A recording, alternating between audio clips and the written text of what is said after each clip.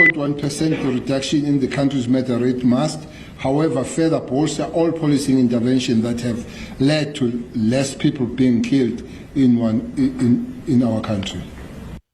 At the same time, the police minister saying the slight decline can be attributed to Operation Chanela.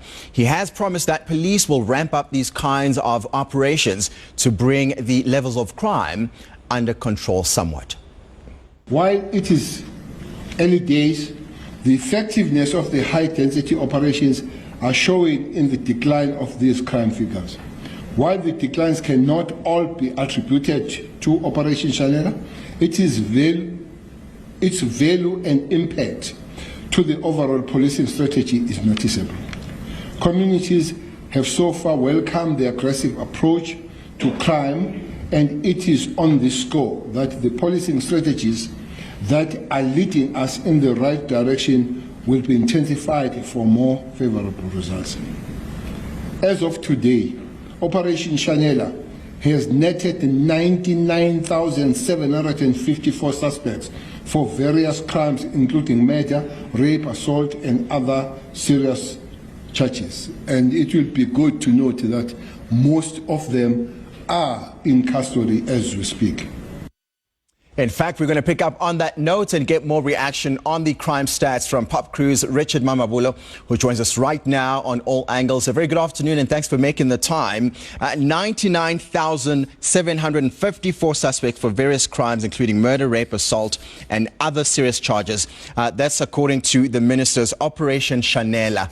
What's your reaction given everything that the minister has had to say earlier today? Good afternoon to you and the viewers. I think we firstly agree with the minister that these decreases should not be a cause for celebration. When you observe the crime statistics over the past 2-3 years, you would notice that there isn't some significant changes in the increases or the decreases thereof. So for us, it's quite a worrying trend, because I think the main purpose of having crime statistics actually being moved from a yearly basis to a quarterly basis would have been to ensure that law enforcement officials are given sufficient data to actually identify areas within which they need to invest more energies in ensuring that they limit the crime rates. Now, consider a situation like what has been happening in Inanda and Umlazi in KZN, for example, and of course the Western Cape. Some of the trends show that over the few years that we've noted, certain criminal acts have been on a continuous increase. Whether they've been on a decrease or an increase, the main factor is that they've been within the top 5. And of course, that also speaks to the challenges, underlying challenges that we face within those areas. For example, you've got one police station in Inanda, which is providing services to a community of over 158,000 people. And that, of course, would then say that there needs to be efforts in ensuring that we need to capacitate such stations. And of course, I think that's the general view across the country. So crime statistics for us are not just an end in themselves, but a means to an end. And we do not see that happening as often as it should. So that is one worrying factor. And of course, I think if we are to continue with this trend wherein there are announcements about crime statistics on a quarterly basis without there being any action dealing with whatever these outcomes are, we're likely not to find any changes in the near future.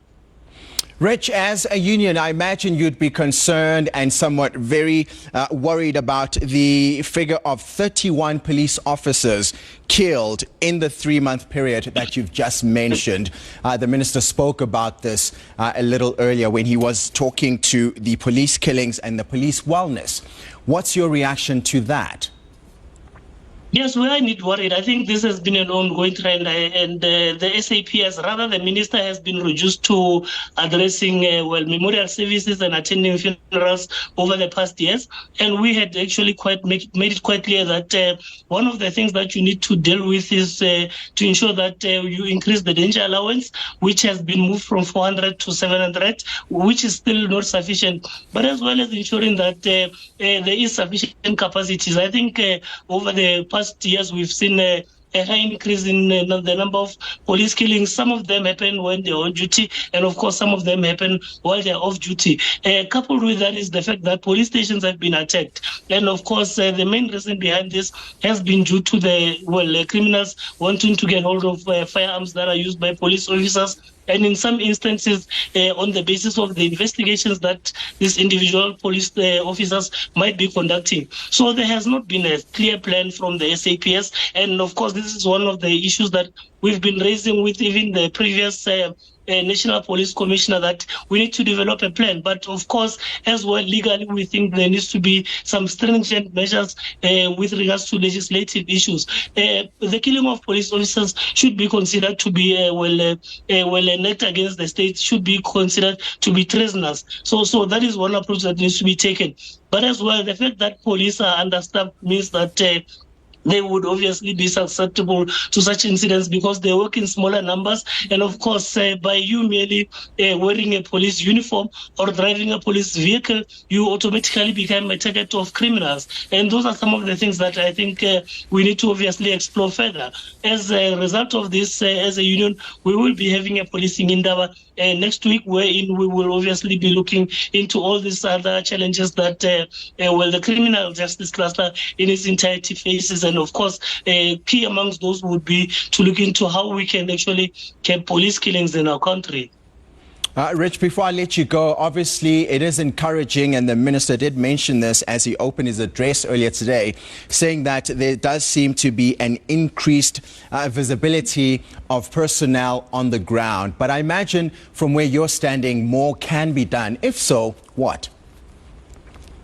No, definitely more needs to be done. In fact, one of the issues that we have raised is that we've got a duplicated SAPS structure at national and provincial levels, which has got more of the budget concentrated at that level, as opposed to policemen and women being on the ground. So we need to restructure the SAPS as one of the moves that needs to be considered, but as well as ensuring that crime is not only a police matter. We need to get as much involvement within communities as possible, so that we then have a joint effort in addressing some of the challenges which police face in our country.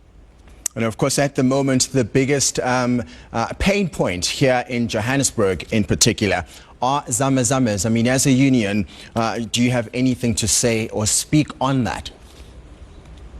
Look, as well, including the issue of zamazamas, it's not one thing that you can obviously blame.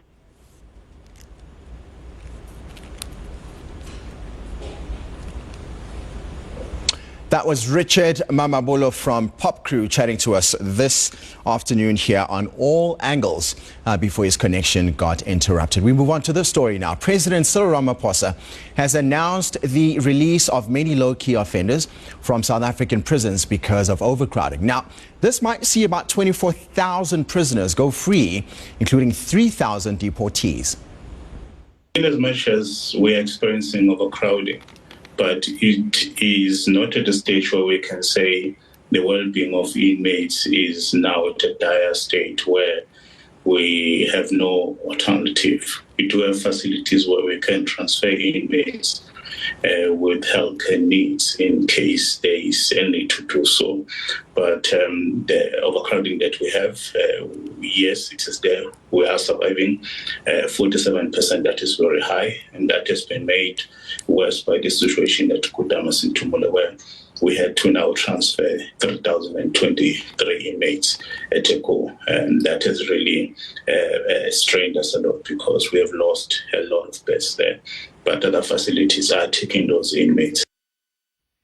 That brings us to 11 minutes after 2. It's the last hour of All Angles here on a Friday on ENCA. Still to come, the Independent Policing Union of SA expresses shock after the arrest of a SAPS flying squad member transporting illegal ammunition. Those details for you live next. Stay with us.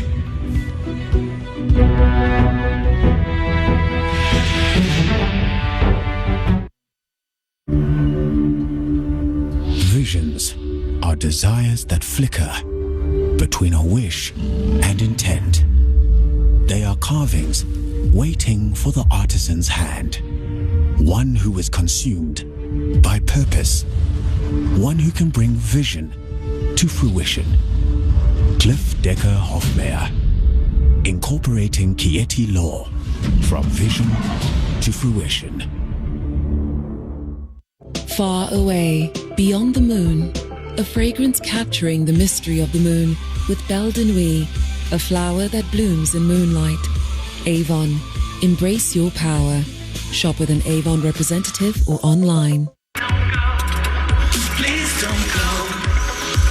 Don't go.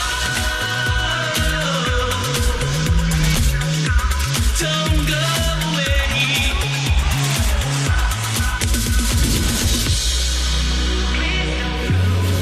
Please don't go. Please don't go. Please don't go. Don't go.